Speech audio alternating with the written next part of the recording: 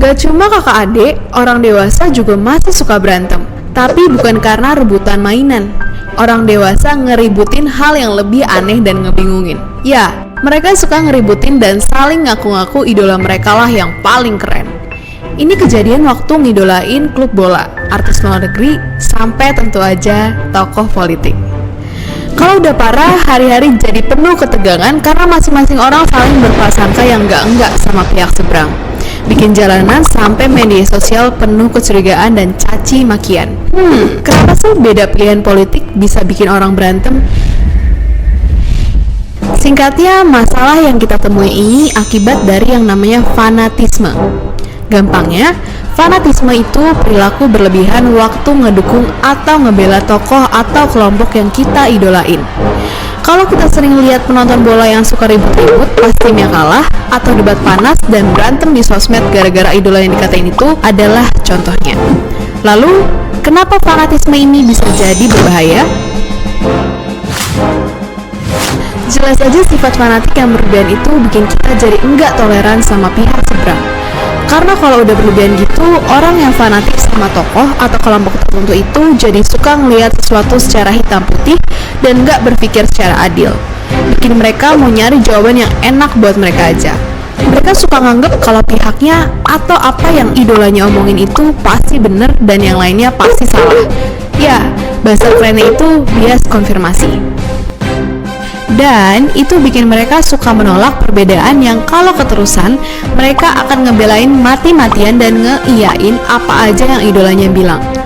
Bahkan kalau udah parah, dari yang tadinya sekedar anti, akhirnya jadi memusuhi dan puncaknya nyerang orang yang punya pendapat berbeda. Sekarang mungkin kita heran, kenapa orang bisa fanatik?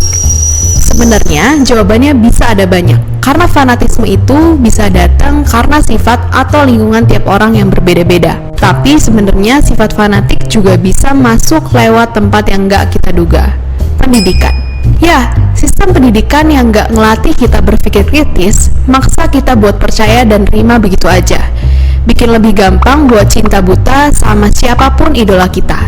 Tambahin itu sama sosial media yang ribuan informasinya beredar setiap hari, dan kalau nggak punya kemampuan buat nyaring, bikin kita terperangkap di ruang gema alias cuma percaya dengan apa yang pengen kita percaya. Dan itu yang jadi masalah di Indonesia.